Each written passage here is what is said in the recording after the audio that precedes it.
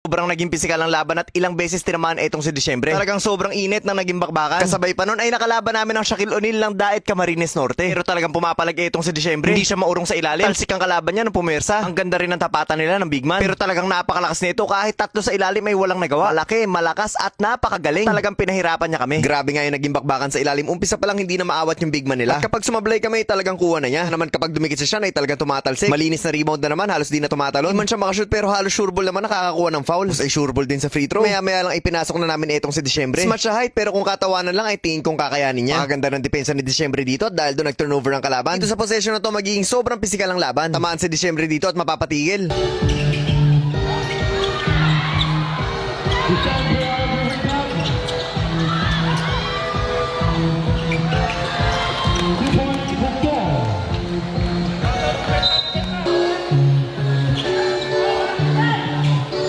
Masyadong mabilis ang pangyayari at hindi nga natin nakita. Hindi rin natin pwedeng sabihin na sinadya. Normal talaga yung mga ganito klase pagkakataon lalo na kung sobrang pisikal ng laban.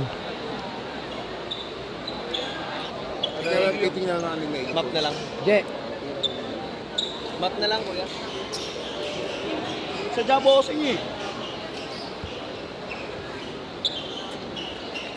Ito nga inupo ko na muna itong si Disyembre. So, aminin ko kahit sobrang undersized siya ay sobrang laki ng bagay niya sa loob. Tingnan nyo naman to, sasablay ang kalaban, apat na yung nakaitim sa ilalim. Siya pa rin talaga ang nakakuha, hindi man niya na-shoot pero nakakuha naman siya ng foul. Hirap talaga kumuha ng rebound kapag nasa loob siya. Sa tuwing napapasahan siya sa ilalim ay talagang ilista mo na. Halos walang makakaawat kaya laging easy 2 points. Ang malupit nun kahit sa fast break nakikipagsabayan talaga siya sa takbuhan. Kaya ito easy 2 points na naman. Ito isasablay na naman kami at sure ball rebound na naman niya. Hindi nagmamadali, talagang protektado ang bola. Maya lang binalik ko na si Disyembre sa loob. Kinausap ko kaagad siya dahil sabi ko nga sa inyo sobrang undersized siya. Pero nababaliwala yun dahil sobrang madiskarte din siya sa ilalim. Ito isang napakagandang pasa galing kay Igot kaya ayun easy 2 points kay Disyembre. Galing din talaga siya dumepensa at protektado talaga ang ilalim. Kanina hindi siya tumatalon, ngayon naman isang power rebound na binigay niya. Kasunod na power play ang ginawa niya, dito sasablay ang kakampi niya pero offensive rebound kanya tapos makakakuha pa, foul counted. Sabi ang hirap kalaban na ito. Laki at magaling talaga. Tapos sure ball din talaga sa free throw. Tingnan naman kung paano siya kumuha ng space. Talagang nalalaglag na lang yung bola sa harapan niya. Maya lang ay si Disyembre naman na nagpakita ng lakas niya sa ilalim.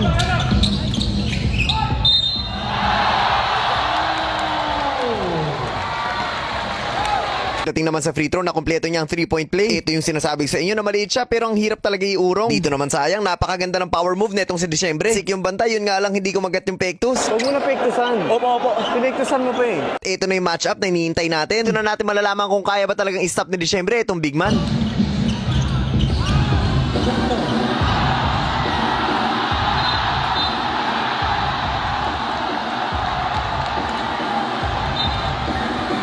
At ayun nga, kitang-kita na kaya talaga makipagsabayan ni Disyembre doon sa big man ng kalaban. Ang lang natawagan ng foul pero kung titignan natin parang malinis naman.